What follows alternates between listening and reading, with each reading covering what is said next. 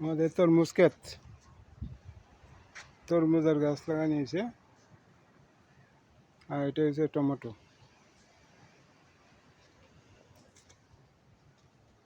এই যে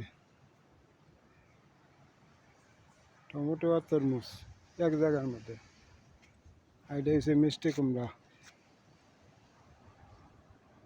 দেখা যাক মিষ্টি কুমড়া, টমেটো আর তরমুজ কতটুক বড় এই গাছ। মোটামুটি 2টা তরমুজ খাওয়া হয়েছে। আর এই যে মিষ্টি কুমড়া এই জায়গায় লাগাইছি, মিষ্টি কুমড়া গাছ। দোয়া করবেন যাতে মিষ্টি কুমড়া ধরে।